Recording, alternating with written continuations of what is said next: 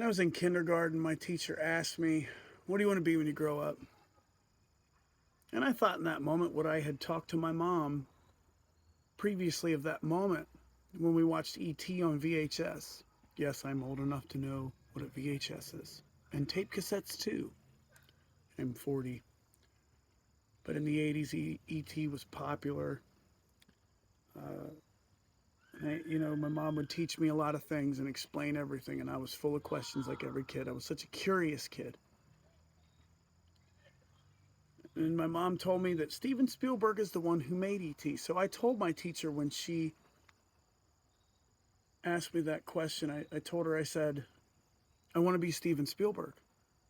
Without question. I wanted to make the stories. I wanted to entertain. I wanted to inspire at 5 before I even knew the meaning of what I wanted. I was always dreaming up stories since I was a kid. Just today, I was dreaming up plot lines and storylines. I'm due to have a book published soon. It's not ready yet. It's in God's time. But I think back to kindergarten and being asked that question. If I went back and talked to myself, what 5-year-old would say, when I grow up, I want to be a drug addict and an alcoholic? No one does. How do we get there?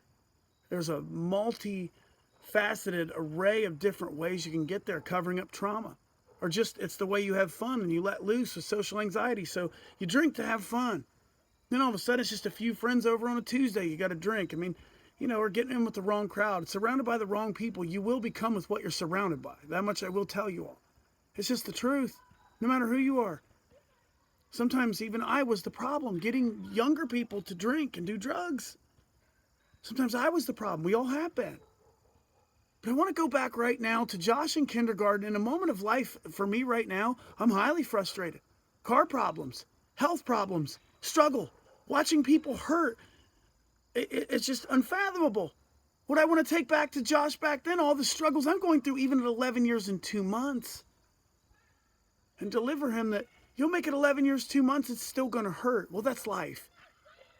But what I can go back and I can tell 5-year-old Josh is, yeah, you're going to be a writer. You're going to create. You are going to be exactly in the chapter of your life God intends at this point in your life. You're exactly at the right chapter of God's written hand. And you're going to make it. Do I want to go back and tell all these kids, watch out and be careful with the evils of peer pressure and trauma. Fight through it. High school is going to suck. But you're going to grow up and you're going to gain traction. And you can conquer these things before they start. And that's what I would like to speak to a whole generation. Don't let anybody tell you who to be or what to take. Medical professionals, if someone has something like schizophrenia or something like that, yeah, the medications help. They're needed for some. But not for something to numb who you are. Drugs, alcohol, abusing prescriptions. It's a good warning to tell a younger generation, not at 5, but yeah, at 10. That the pressures of society with sex and drugs and all that stuff, it's harsh and it's maddening. I hear a group of kids playing basketball and playing on the playground down there. Yeah, I'd look pretty weird to walk up to them and be like, you guys are going to face a lot. I'd love to, but I can't. Not appropriate. Abnormal.